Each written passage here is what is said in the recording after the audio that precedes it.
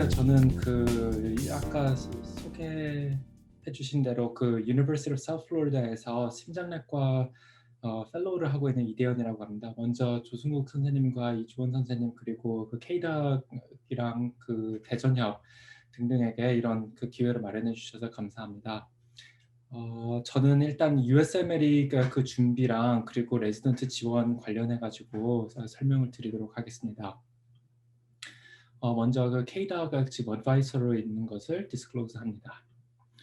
일단 조금 퍼스널 제 개인적으로 어떻게 미국에 왔는지 그리고 왜 오게 됐는지에 대해서 좀 설명을 드리는 게 조금 도움이 될 것 같아가지고 개인적인 얘기를 좀 드리는데 저는 의대 입학하기 전에 좀 해외에서 좀 오래 살다가 인하대에 입학을 하고 그리고 학교를 다니는 도중에 생화학 교실 선생님이 너무나 좋으신 분이 있어가지고 생화학 교실에서 방학 동안에 랩에 잠깐 있다가 미국에서는 이제 좀 연구 활동을 많이 할 수 있다 그런 걸 들어가지고 미국에 좀 관심을 갖게 돼서 이제 본과 4학년 때 이제 미국 클럽십을 가고 거기서 이제 CS라고 Clinical Skills라는 시험 USMLE의 여러 파트가 있는데 Clinical Skills라는 CPX에 해당하는 시험을 치르고 그 다음에 이제 졸업을 하고 나서 이제 박사 후 과정 연구원으로 이제 네덜란드에서 2년 동안 연구를 하게 됐고 그리고 이제 어쩔 수 없이 공중보건 의사를 하러 다시 한국에 돌아왔고 그리고 이제 거기서 이제 시험을 순차적으로 봤습니다. 스텝 1, 스텝 2 CK 그러고 나서 이제 ECFMG라는 것을 받게 됐고 이거에 대해서는 좀 이따 다시 설명을 드리도록 하겠습니다. 그러고 나서 이제 레지던트 지원 과정이라고 불려지는 에라스라는 거를 진행을 하고 이제 2017년 3월에 매치라고 합니다. 이제 어느 병원에 이제 합격을 했다라는 걸 알게 되고 그리고 그 이후에 이제 USF에서 이제 내과 수련을 마치고 이제 현재는 지금 심장내과에 이제 의과학자 코스라는 것이 있습니다. 그래가지고 이제 그뿐만이 아니라 이제 의사 과학자를 양성하는 프로그램에 들어와가지고 지금 현재 거기를 다니고 있고 그리고 그 후에는 이제 심장 이식 펠로우를 하나를 더 하려고 하는데 다행히도 이제 이걸 다 마쳐도 나이 40은 되지 않을 것 같습니다.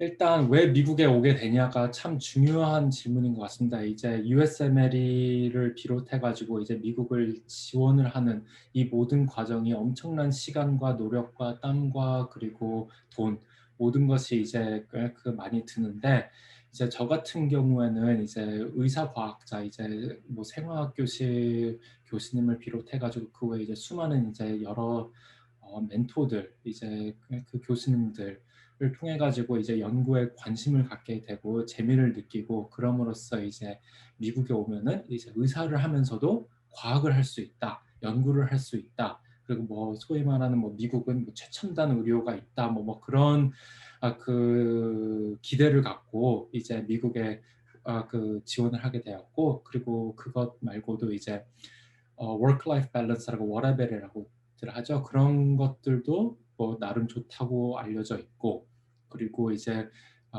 의사를 하면서 조금 더 행복할 수 있을 것 같고 이제 제가 미국에서 이제 클럭십을 하다 보니까 이제 의사들과 환자들 간의 이제 시간, 환자를 보는데 진료 시간도 길고 수다도 떨고 그러면서 라포도 형성하고 그런 모습들이 참 보기가 좋았습니다. 그리고 이제 교수님이 되고 싶다라는 그런 바람 등등이 있고 그리고 다른 분들 같은 경우에는 이제 자녀들의 교육 그리고 미국의 이제 컬처 그리고 여러 가능성들 때문에 미국에 들어오는 것 같습니다.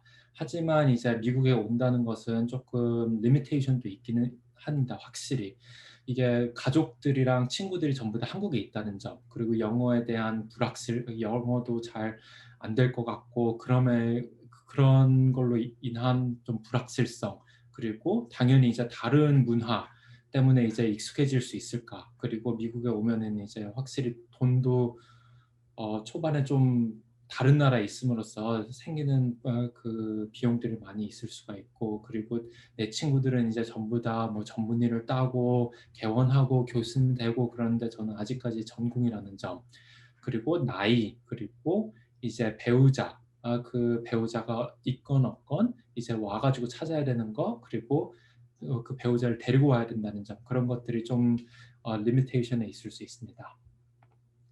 그래서 USML에 대해서 좀 설명을 드리면은 이제 USML에는 US Medical Licensing Examination이라고 합니다. 이제 여기에 licensing이라는 단어가 붙기는 하는데 이제 이걸 딴다고 의사 면허를 따는 거는 아닌 것을 조금 강조드리고 싶은데 먼저 스텝 1은 기초의학 시험에 해당하며 객관식 문제로 이루어져 있고 그리고 스텝 2 CK는 이제 clinical knowledge의 약자로 이제 임상의학 이제 흔히 말하는 국시에 해당하는 시험이 되겠습니다. 그리고 예전에는 스텝 2 clinical skills 그 CPX라는 것이 있었는데 이제 코비드가 터지고 나서 이제 이게 없어지고 다른 시험으로 대체가 되었습니다. 그래서 이제 스텝 1하고 CK는 객관식 시험이기 때문에 한국에서 볼 수 있었고 CS는 이제 미국에서 주로 봤는데 이제 OET라는 시험으로 이제 대체가 됨으로써 한국에서 볼 수 있게 됐습니다. 그래서 이 모든 시험들을 이제 7년 내에 그 치러야 되고 순서가 무관하고 순서에 무관합니다. 뭐 CK를 먼저 치를 수도 있고 1을 먼저 치를 수도 있습니다. 그리고 이 모든 것을 다 치르고 나서 스텝 3라는 그 시험이 또 하나가 더 있는데 이거는 전공의 인턴 시험과 해당하는 시험으로 이제 이틀에 걸쳐서 볼 수 있고 이 모든 시험을 다 보고 나서 이 CFMG라는 자격증이 나오면은 보실 수가 있습니다. 그리고 이제 아까 말씀드렸듯이 이제 이 CFMG는 Education Committee for Foreign Medical Graduates라는 기관에서 주어지는 certificate입니다. 이거는 한마디로 이제 외국 의대생이 제대로 된 정규 의대 과정을 마치고 그러니까 의학사나 의무석사 이거를 마치고 그리고 USML 시험을 모두 합격한 상태임을 증명하는 문서입니다. 이것만 딴다고 미국에서 개원을 할 수는 없습니다. 그러니까 이게 의사 면허가 아니라는 말이죠. 그래서 이거는 그냥 단순히 이제 이 모든 과정을 마치고 시험까지 다 봤다라는 거를 의미할 뿐, 그 면허는 아니고 이것은 왜 필요하냐는 미국 레지던트 과정에 들어가기 전에 필요합니다. 그래서 이제 ecfmg.org에 들어가시면은 이런 그 설명이 나와 있고 그 전반적으로 이 ecfmg에서 뭐 하는지에 대한 설명이 나와 있고 그리고 온라인 서비스에 가보시면은 저희가 필요하는 모든 대부분의 내용들이 다 들어가 있습니다. 그래가지고 여기를 통해서 이제 USML을 그 지원하고 그리고 지원하기 위해서 이제 의대 과정을 마쳤다 아니면 의대를 지금 재학 중이다라는 거를 증명하는 문서들을 업로드를 하실 수가 있습니다. 그래서 흔히 말하는 이제 USML 스텝 0라고 하는데 이거는 USML을 지원하기 위한 과정이라고 볼 수 있습니다. 그래서 World Directory of Medical School이라고 그 모든 전 세계에 있는 의대 과정들을 다 이제 리스트가 있는데 거기에 해당하는 의대의 정규 교육 과정을 마친 의학사 및 의무석사를 증명을 해야 됩니다. 그 과정으로 이제 ECFMG 아이디를 이제 그냥 흔히 말하는 회원 가입을 해야 되고 그리고 그 외에 이제 Form 188이라고 내가 나다. 그러니까 이제 약간 이거 지원하는 사람이 진정 이대현이라는 사람이다라는 거를 문서를 보내야 되고 그리고 그 외에 이제 의대생이냐 재학생이냐 아니면은 졸업생이냐에 따라서 보내야 되는 서류가 달라지는데 의대 재직에는 재학증명서 혹은 의대 졸업증명서 그리고 의대 성적표 그리고 PK에 다녔을 때 이제 스케줄 등을 업로드를 해야 됩니다. 그러고 나서 이제 너 정말로 의대를 졸업했구나 아니면 재학 중이구나라는 거를 이제 증명을 받으면 그 후에 이제 USML을 지원하실 수가 있습니다. 그래서 이제 그 스텝 0도 이제 조금 처음 해보시는 분들은 이제 조금 그 애로사항들이 있을 수가 있는데 이제 그 여기서 먼저 조금 소개를 드리고 싶은 사이트가 usmlkorea.com이라는 사이트가 있습니다. 이게 아까 이주원 그 이사님께서 그 운영하고 있는 사이트인데 거기에 꽤 자세하게 이제 여기서는 시간 관계상 설명을 드리긴 좀 힘들지만 좀 자세한 스텝 바이 스텝 관련된 자료들이 많이 있습니다. 그래서 그걸 참고하시면 좋을 것 같습니다.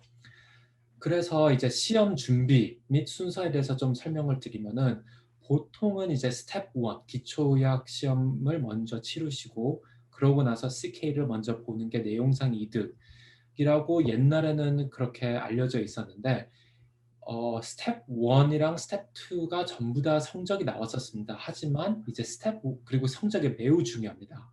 근데 이제 스텝 1이 기초의학인데다가 이제 첫 보는 시험이기 때문에 성적이 매우 중요했는데 그래서 준비하는 과정도 지옥 같다라고 하는데 이게 다행히 최근에 이제 패스 페일로 바뀌었습니다.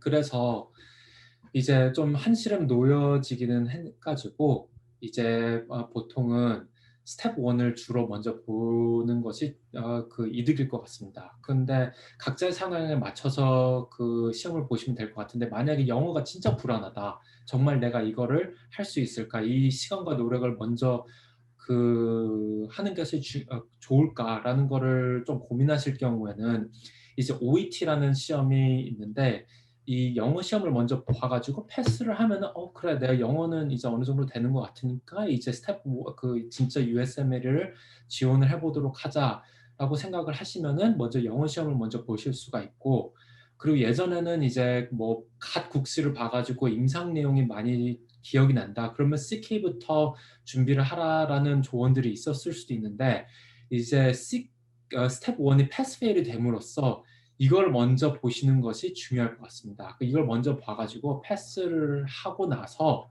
그 다음에 유일하게 성적이 나오는 스텝 2 CK인 거를 봐야지 이제 먼저 USMLE가 어떻다라는 걸 감을 잡고 나서 이제 CK를 보는 것이 성적에도 도움이 되고 내용상도 이득이 될 것 같습니다. 그래서 이제 유일하게 성적이 나오는 CK가 정말 중요하게 됐습니다. 그래서 정말 완벽하게 준비가 됐을 때 응시를 하는 것이 중요하고 그리고 한 번 합격하면 재응시가 불가능합니다. 7년 동안. 불합격하면 재응시가 가능하지만 이제 그 전공이 지원하는데 이제 매칭 확률은 좀 현저히 떨어지게 됩니다. 그래서 먼저 스텝 1에 대해서 설명을 드리면은 한 줄로 요약이 가능합니다. 이제 한 줄 요약을 하면은 First Aid라는 책이 있습니다. 여기에 제가 2014년에 준비를 했는데 이게 매해 개정판이 나오는 First Aid for USMLE Step 1이라는 책이 있습니다. 이 책을 이해하고 외우는 것을 그 요약 그 목표로 삼으시면 됩니다. 근데 이게 그 이해를 하기 위해 가지고 나중에 이제 카플란 그 설명도 나오겠지만 이제 카플란 렉처를 이용하실 수도 있고 그리고 그 외에 이제 병태생리를 설명을 하는 패토마나 골리안이라는 그 동영상 강의를 들으실 수가 있고 그리고 대부분 선생님들이 가장 중요시 여기는 First Aid랑 USMLE 월드라는 문제은행에 있습니다. 그러니까 이걸 통해 가지고 이 First Aid를 이해한다라고 생각하시면 되고 이해를 하고 나면은 이 First Aid를 외우는데 이득이 될 것 같습니다. 그래서 한 줄로 요약하면 이제 First Aid랑 USMLE 월드 이 두 가지로 준비를 하시면 될 것 같습니다. 특히나 이제 Pass Fail로 그 변경이 됨으로써 이제 First Aid랑 USMLE 월드로 충분하지 않을까라는 생각이 들게 됩니다. 그래서 이게 USMLE 월드가 왜 그렇게 좋냐? 이거는 이제 그 샘플 퀘션을 그 스크린샷 해가지고 올렸습니다. 스텝 1이면 기초의학 시험인데 바로 23-year-old male is brought to the emergency room by paramedics 하면서 이런 그래프를 보여주게 됩니다. 그래서 이거는 어떤 질환이냐라고 질문을 하게 됩니다. 그래서 이게 진단이 바로 진단으로 나가는 게 아니라 이제 병태생리를 그러니까 임상 질문을 이용한 병태생리학적인 질문을 하는 것입니다. 그래서 이런 것들이 스텝 1에 주로 나오는데 USMLE 월드 같은 경우에는 이거의 답만 딱 나오는 것이 아니라 이것에 대한 아주 상세한 설명을 하게 됩니다. 그래서 이 그 한 문단에 걸쳐 가지고 이 답이 왜 이것인지 설명을 하고 그리고 오답에 대한 설명들도 다 나와 있고 게다가 이 각각 오답에 이 osmolarity랑 fluid shift가 어떻게 변하는지에 대한 example question, 그 example 이미지들이 다 있기 때문에 이 그 문제를 풀면서 공부를 하고 이 그 설명을 들으면서 first aid의 내용을 이해를 하실 수가 있게 됩니다. 그리고 또 하나는 뭐 이런 식으로 이런 질문들이 또 하나는 그러니까 똑같이 임상 질문을 통해서 이제 패토피지올로지에 대한 질문들을 하는 그런 양상을 보이게 됩니다. 그래서 이렇게 예쁜 그 피규어들도 다 나오고 USML 월드에 돈 내고 구독하는 이 그 문제은행에 이런 것들이 있고 그리고 이거에 대한 그 상세 설명들이 있습니다. 그럼 문제를 그냥 바로 풀고 쓱 지나가는 것이 아니라 이걸 다 읽고 이해하는 것이 중요할 것 같습니다. 그래서 아까 말씀드렸듯이 만약에 이 First Aid랑 USMLE 월드를 푸는 것이 중요하고 이거를 1독씩 하루에 50문제를 푸는 것을 목표로 하시면은 이게 50문제를 푸는 것도 상당한 시간이 필요합니다. 그래서 만약에 이게 총 2,400문제인데 주 5일을 공부할 경우 약 8주 정도가 소요가 된다고 생각할 수 있습니다. 그리고 이걸 다시 볼 때 조금 더 빨리 하루에 100문제를 보면은 한 달 정도 걸리고 그래서 결국 최소한 3개월 정도 준비를 하시는 것을 추천드립니다. 그리고 NBM이라고 그 USMLE의 공인된 모의고사입니다. 그리고 실제 성적 예측에 매우 정확해서 몇 점이 나올 것 같다라고 점수를 알려줍니다. 그래서 이게 패스 이상인 경우에 그냥 진짜 패스를 하게 됩니다. 그리고 만약에 240점이 될 것 같다라고 하면 정말 240점 플러스 마이너스 5점 내로 정말 정확한 성적 그 예측을 하게 돼가지고 이 NBME로 중간중간에 이제 셀프 점검을 하시는 것이 중요할 것 같습니다. 그리고 그 외에 이제 카플란이나 추가 다른 문제은행 그리고 다른 그 동영상 강의들을 이용하시면 좋을 것 같습니다. 하지만 이제 더더군다나 이제 패스 페일로 돼가지고 First Aid, USMLE 월드 그리고 NBME로 충분히 그 패스를 하실 수 있을 것 같습니다. 그리고 이거는 First Aid의 약간 그 스크린샷인데 보다시피 이렇게 자세하게 뭐가 나와 있는 거 아니라 정말 키워드 위주로 설명이 나와 있어가지고 처음 접할 때 조금 어려움이 있을 수 있습니다. 그래가지고 저 같은 경우에는 이 책을 실제로 사고 그리고 이거를 그 역순 인쇄를 해가지고 그 양면 인쇄에서 한쪽은 이제 First Aid 그리고 그 외에는 이제 USMLE 월드 필기를 일일이 다 해가지고 이 책으로만 이제 나중에 이제 복습을 함으로써 준비를 했습니다.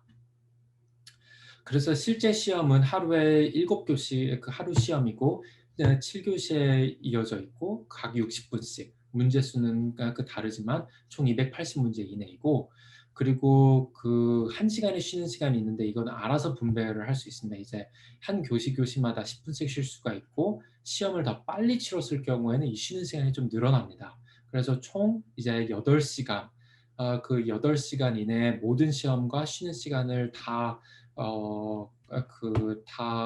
완료를 하시면 될 것 같습니다.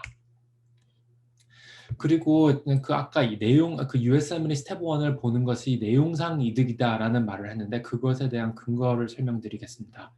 일단 여기에서 이제 General Principle and Foundation of Science가 10에서 20% 정도가 들어가 있고 이게 그 각 강론으로 이제 이런 관련된 내용들이 60, 70%가 있고 그리고 그 외에 이제 그 에피데미올로지 그리고 소셜 사이언스 이런 내용들이 10에서 20% 정도 있는데 대부분이 그 반 이상의 문제가 medical knowledge and scientific concept, 즉 기초의학 관련된 질문이다라는 것입니다. 그리고 실제 진단 및 치료는 반 정도 소요가 되기는 하지만 대부분 이제 이제 기초의학 관련된 질문이다라는 것을 알 수가 있습니다. 그런데 이게 스텝 1이고 이게 반면에 스텝 2 CK 그 클리니컬 노리지 국시에 해당하는 시험은 이제 진단 그 기초 내용은 확 줄어들지만 진단과 치료가 확연하게 85%까지 해당이 되며 그리고 스텝 3는 이제 그 전공의 시험이라고 그 설명을 드렸는데 이 모든 시험을 다 마치고 나서 인데 이거는 매니지를 어떻게 할 거냐가 대부분 7, 80%에 해당하는 질문들이 이제 매니지먼트에 관련된 그거 어떻게 할 거냐, 환자를 어떻게 치료를 할 거냐, 다음 진단은 뭘 할 거냐라는 것은 이제 스텝 3의 위주로 위주로 돼가지고 스텝 1을 먼저 보고 스텝 2 CK를 보는 것이 이득일 것 같습니다. 그리고 CK 같은 경우에는 이제 정석 교재는 없습니다. 그 스텝 1 같은 경우에는 매해 개정판이 있는 반면에 CK 같은 경우는 정석 교재가 없지만 USMLE 그 월드라는 이 문제 은행이 굉장히 자세하게 나와 있고, 그리고 이거를 파고 이 내용들을 이해를 하시면은 하고, 그리고 중간중간에 이 모의고사를 통해 가지고 성적을 알고 해가지고 준비가 될 때 보는 것이 중요한데, 이제 아까 말씀드렸다시피 그 CK가 매우 중요하기 때문에 다른 그 USMLE 코리아의 최신 지견을 후기를 보셔가지고 이제 그 어떤 선생님들은 어떻게 공부를 했다라는 것을 잘 파악하셔가지고 고득점을 얻는 것이 매우 중요할 것 같습니다. 그래서 CK도 이제 그 문제 수는 좀 더 많습니다. 320문제고, 그리고 이제 다양한 예시 문제들이 있을 수 있습니다. 이런 실제로는 이제 진단에 관련된 문제들이 많이 나오게 되고, 그러니까 이제 진단에 관련된 문제들이 많이 나오게 됩니다. 그리고 이제 마지막으로 이제 그 USMLE CS 같은 경우에는 이제 더 이상 그 코비드 때문에 이제 CPX에 해당되는 시험인데 이제 더 이상 그 진행이 되지 않으며 이제 OET 테스트라고 그 English Occupational English 테스트라고 대체가 됐습니다. 그래가지고 이거는 한국에서 보실 수가 있고, 그리고 OET 시험은 듣기, 쓰기, 읽기, 말하기 네 가지 파트로 나뉘어가지고 이제 각각 이제 그 시험이 나눠져 있고, 그리고 최소 다 각각 분야에 350점 이상을 받아야 된다. 제가 이거를 직접 이게 최근에 나온 거여가지고 제가 직접 그 경험하지는 못해가지고 자세한 내용을 말씀드리기는 힘들지만 후기 같은 것들을 인터넷에서 검색을 해가지고 한번 그 잘 보시면 좋을 것 같지만, 제가 그 좀 검색을 한 바로는 이제 OET 메디슨이라는 그 오피셜한 OET 프랙티스 부크도 있고, 그리고 카플란에서 나온 오피셜 가이드 투 OET라는 그 자료도 있고, 자산이라는 OET 리스닝 앤 리딩이라는 자료들이 좀 많이 언급이 돼가지고 말씀을 드리고 싶습니다. 그리고 또 하나는 이제 이 모든 시험을 다 봐가지고 ECFMG를 얻고, 그리고 ECFMG를 얻고 이제 그 레지던트를 지원을 하게 되는데 언제까지 준비를 완료를 해야 되냐라는 질문들이 종종 나오는데, 이게 대개 5월에서 6월 정도 사이에 시험을 다 마무리를 지어야지 ECFMG도 받고, 그래야지 이제 그 지원하시는 해에 이제 9월에 매칭을 지원을 하시게 되는데 9월까지 준비가 완료가 될 것 같습니다. 그래서 이제 조금 이게 많이 복잡해졌는데, 이제 예전에는 이제 뭐 그 시험들만 다 보면은 이제 합격이 됐는데 그 ECFMG가 자동적으로 나왔는데, 대부분 선생님들은 이제 Pathway 1 이제 의사 면허를 따가지고 이게 따신 분에 한해 가지고 Pathway 1에 해당되는 해당이 되는 선생님들이 많이 계실 것 같은데, 그 외에 이제 여러 가지 pathway가 있는데 대부분 선생님들께 해당 사항이 안 될 것 같고, pathway 6라고 지금 현재는 OET지만 CS를 과거에 보셨다가 페일한 경력이 있으신 분들은 pathway 6를 반드시 거치셔야 됩니다. 그래서 이거는 조금 더 자세한 내용은 이제 직접 ECFMG 한번 읽어보시는 것이 중요하겠지만, 이제 그 대부분 선생님들은 이제 이 시험들을 다 마무리를 지으시면은 ECFMG를 지원을 하시고 ECFMG 서티피케이트를 받는 것이 중요할 것 같습니다. 하게 될 것 같습니다. 그래가지고 이제 이 모든 과정을 다 거치고 나면은 어찌저찌 해가지고 이제 ECFMG 서티피케이트를 보게 돼가지고 이렇게 받게 됩니다. 그래가지고 저 같은 경우는 이제 어 11월에 받아 가지고 마지막 시험을 봐 가지고 한 달 뒤에 이 ECFMG 서티피케이트이 나왔습니다. 그래서 여기까지는 이제 USMLE 준비에 대해서 설명을 드렸고, 이제 그 후에 이게 오히려 더 중요할 수도 있는데, 이것에 대해서 좀 간단하게 이제 제가 생각하는 이제 레지던트 지원 과정이 있어 가지고 좀 중요한 것들에 대해서 설명을 드리겠습니다. 그러니까 이제 USMLE를 이제 제때 봐라. 그래야지 이제 레지던트 매치할 때 레지던트 매치하는 데 있어서 이제 조금 늦지 않게 지원하실 수 있을 것 같습니다. CK, USMLE가 무조건 제일 중요합니다. 그래서 CK가 유일하게 성적이 나오기 때문에 이것에 정말 집중하시는 것이 중요할 것 같습니다. 그리고 의대생들 분들도 많이 있다고 들었는데, 이게 클럭십이라고 의대생 때 지원하실 수 있는 미국 임상 과정입니다. 이거가 기회가 있을 때 본과 3학년이나 4학년 때 반드시 하시는 것이 중요할 것 같고, 그리고 의대 졸업생들, 의사 선생님들께서는 옵저버라는 이제 미국 임상 경험을 경험하시는 것이 중요할 것 같습니다. 그리고 이것들을 통해 가지고 이제 추천서들도 중요하고, 미국 임상 경험을 통해 네트워킹들도 중요하고, 그리고 아무리 시험을 잘 보고 미국에서 경험이 있어도 영어를 조금 연습을 많이 하시는 것이 중요할 것 같습니다. 그래가지고 영어 과외든 인터넷을 통한 영어 과외든 그 영어 연습, 뭐 CNN이든 미드든을 통해 가지고 영어 연습을 많이 하시는 것이 중요할 것 같고, 어쨌든 영어 소통이 되면은 됩니다. 악센트에 대해서 조금 걱정하시는 분들이 있는데, 어쨌거나 미국은 다민족 사회이기 때문에 의사소통만 되면은 좋을 것 같습니다. 그리고 Year of Graduate라고 졸업 연수가 좀 중요합니다. 그래서 졸업한 지 좀 오래될수록 매칭이 되기 좀 힘든 경향이 있지만, 그래도 오래되신 분들은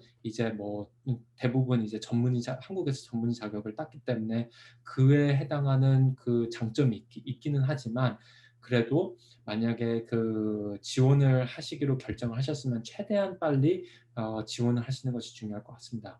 그리고 리서치에 대해서 조금 많은 질문들이 있는데, 이게 필수적이지는 않지만, 그리고 좀 확실하게 시야를 넓히는 시야는 넓히는 것 같습니다. 그래가지고 한 줄로 요약을 하면은, 당연히 이제 USMLE 성적, 그리고 평균보다 표준 편차 1 이상 정도라고 그냥 생각하시면 될 것 같고, 그리고 미국 의사의 추천서, 그리고 미국 임상 경험 6개월이라고 하는데, 사실 이거는 현실적으로 힘들고 3개월 이상, 1개월 이상 정도라도 되는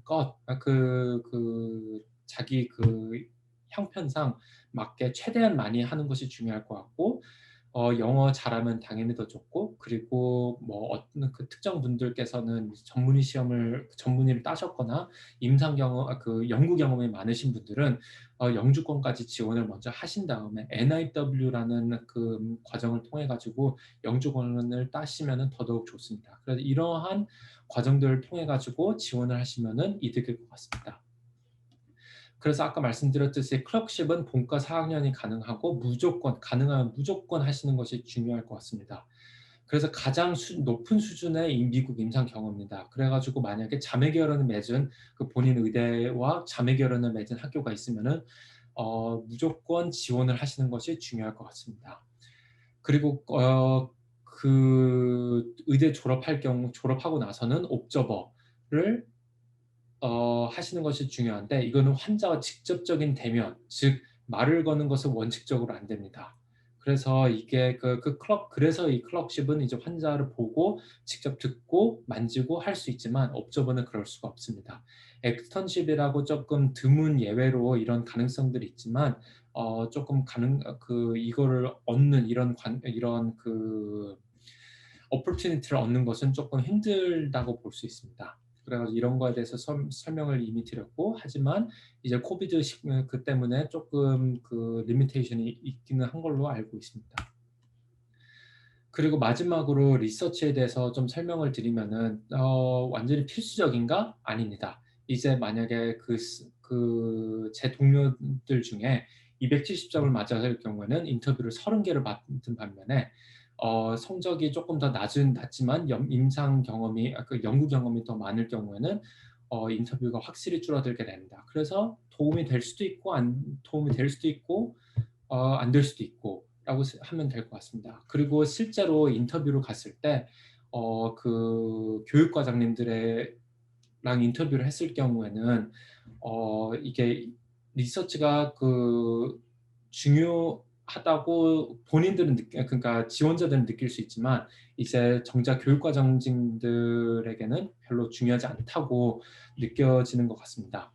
그리고 하지만 만약에 존스 홉킨스나 하버드 같은 데서 이제 MPH, Master of Public Health나 포스닥 리서치로 이제 장기간을 경험을 했을 경우에는 리서치뿐만 아니라 네트워킹이 가능하기 때문에 이제 장점이 될 수 있지만 이거는 조금 이제 약간 하이 리스크라고 보지만 하이 리워드라고 생각하시면 될 것 같습니다. 그리고 제가 의대 지금 재학 중인 선생님들께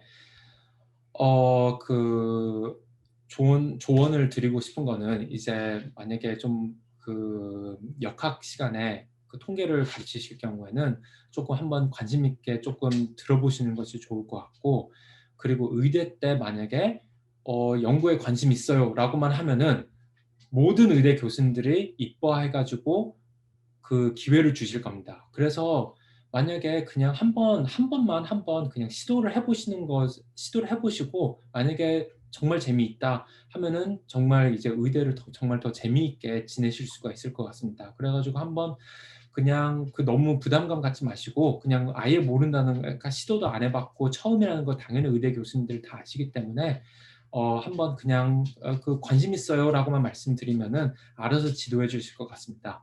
그리고 전공의 선생님들 같은 경우에는 전공의 때 이제 진행을 하고 있던 연구를 마무리를 하셔가지고 좀 연구 경험을 마무리를 하시는 것이 좋을 것 같습니다. 그래서 마무리로 이제 스텝 2 CK가 가장 중요하고 시험을 잘 보시길 바랍니다. 그리고 다만 스텝 1이 패스 페일이라고 페일은 하지 마시길 바랍니다. 반드시 NBME를 통해 가지고 내가 몇 점 정도는 된다, 패스는 한다라는 거를 확실히 알고 나서 진행을 하시고, 그리고 OET 시험을 잘 마무리를 하셔가지고 ECFMG가 제때 나오게 진행을 하시는 것이 중요할 것 같고, 그리고 제가 중요하다고 생각하는 이것들을 잘 진행을 하셔가지고 좋은 결과가 있으시길 바랍니다. 네, 이상으로 제 발표는 마치겠습니다.